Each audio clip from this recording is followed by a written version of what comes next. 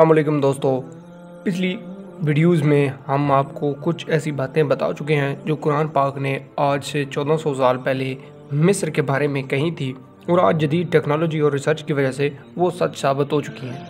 آج ہم حضرت یوسف علیہ السلام کے بارے میں جو قرآن پاک نے کہا جب ان کی کنویں سے ملنے کے بعد لوگوں نے دوسرے لوگوں کے ساتھ تجارت کی، اس کے بارے میں قرآن پاک کیا کہتا ہے، اور پھر جدید ریسرچ اور ٹیکنالوجی کی مدد سے ہم اسے کیسے سچا ثابت کر سکتے ہیں۔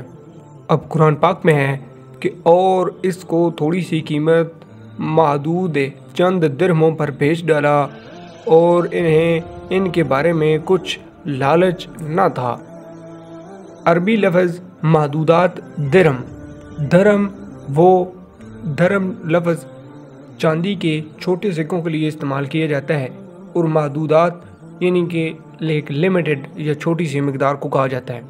اب چاندی کے متعلق خرید و فروخت کے لیے آپ کو تاریخ میں ہزاروں ایسے ثبوت ملیں گے کہ قدیم مصر میں لین دین چاندی کے سکوں سے ہی ہوتا تھا۔ چاندی کے چھوٹے ٹکڑے جنہیں شٹی کہا جاتا تھا، وہ شٹی کے نام سے جانے جاتے تھے، جنہیں تجارت کے لیے استعمال کیا جاتا تھا۔ اب مصر میں دو ٹیمپل، دو پیرامڈز، ایک ننیکو اور دوسرا کھنٹوپ کے ٹیمپل میں لوگوں کے بہت سے تصوراتی مجسمے بنے ہوئے ہیں، جس میں مارکیٹ میں وہ لین دین کر رہے ہیں، اور اس میں دیکھا جا سکتا ہے کہ وہ چھوٹے چھوٹے چاندی کے ٹکڑوں سے لین دین کر رہے ہیں۔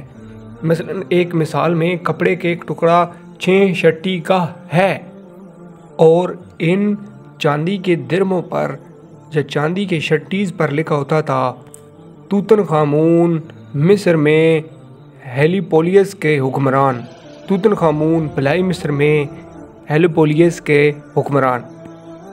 ایک بار پھر ثابت ہوا کہ قرآن نے جو یوسف علیہ السلام کے بارے میں بات کہی تھی کہ چاندی کے چھوٹے سے درہموں کے بدلے میں انہوں نے اس کی تجارت کر دی، تو جدید ریسرچ اور ٹیکنالوجی کے مطابق بھی چاندی کے ذریعے ہی قدیم مصری لین دین کرتے تھے۔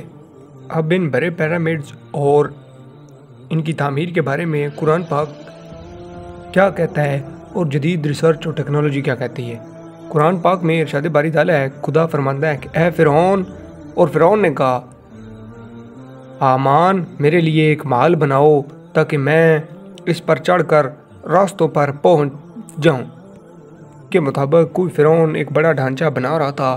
اس کے لیجنڈ کے مطابق اصل مقصد آسمان تک پہنچنا نہیں تھا، ان کا مقصد عقیدے کا یہ تھا، یہ ایک برج ہے جو انہیں اس دنیا سے جنت کی طرف لے جائے گا مرنے کے بعد، کیونکہ ان احرام میں بہت سے ایسے اور مذہبی معلومات لکھی ہیں جس سے مرنے والے کو مدد مل سکے کہ وہ جنت کی طرف جا سکے۔